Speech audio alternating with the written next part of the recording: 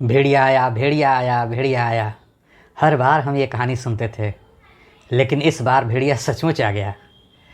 31 जुलाई हर साल income tax भरने वालों के लिए रिटर्न भरने की आखिरी डेट हुआ करती थी, लेकिन कभी भी 31 जुलाई को ही इनकम टैक्स रिटर्न भरने की समय सीमा समाप्त नहीं हुई। पिछले 8 सालों में यह पहली बार है जब 31 जुलाई को ही इनकम टैक्स रिटर्न भरने की समय सीमा समाप्त हो चुकी है।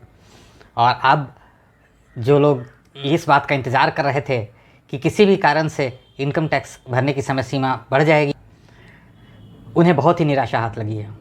हर साल किसी न किसी कारण से इनकम टैक्स भरने की समय सीमा बढ़ती जाती थी, चाहे वो कोविड का समय हो या किसी और कारण से हो या फिर सिस्टम क्रैश हो जाने की वजह से है।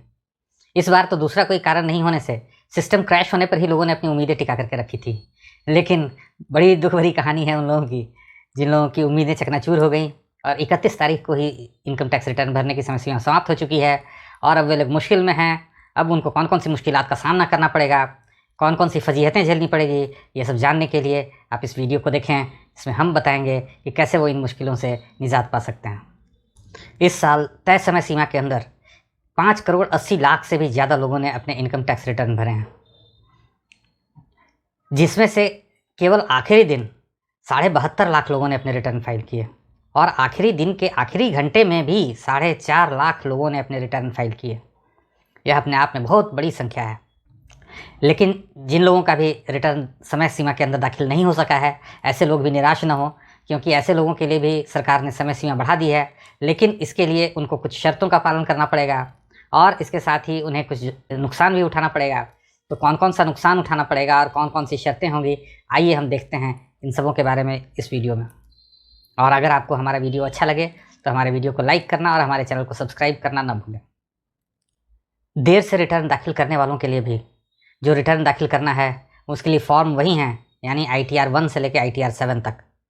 लेकिन उनको इस बार जो सेक्शन जिसमें कि उनका फॉर्म भरा जाना है वह होगा 139(4), यानी कि बिलेटेड रिटर्न्स।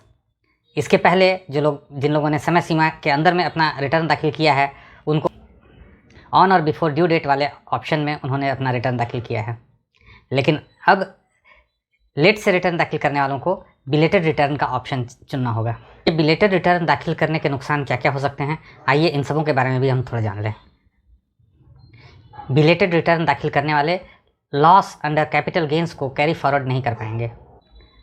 सेक्शन 234 के तहत जो भी इनकम टैक्स ड्यू है उस पर 1% पर मंथ के हिसाब से उन्हें पीनल इंटरेस्ट देना पड़ेगा।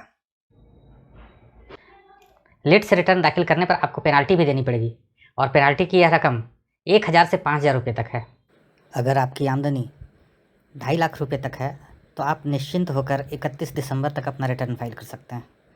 लेकिन अगर आपकी आमदनी 2.5 लाख से अधिक है और 5 लाख तक है और आप सीनियर सिटीजन नहीं हैं तो आपको 1000 रुपये जुर्माना लगेगा। और अगर आपकी आमदनी 5 लाख रुपये से ऊपर है टैक्सेबल इनकम, तो आपको 5000 रुपये का पेनल्टी या जुर्माना आपको देना पड़ेगा।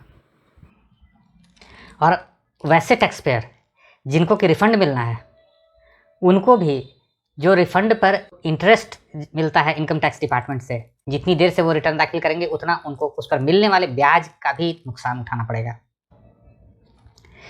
तो ये सारी बातें हैं जो कि बहुत ही महत्वपूर्ण हैं और इसीलिए अब देर नहीं कीजिए, आपको रिटर्न दाखिल कर लेना है किसी भी हालत में 31 दिसंबर के पहले। लेकिन देर करने की कोई आवश्यकता नहीं है, शुभस्य शीघ्रम। तो इसी कारण से आप जितनी जल्दी हो सके यथाशीघ्र आप रिटर्न दाखिल करें, नुकसान आपका कम से कम हो। धन्यवाद।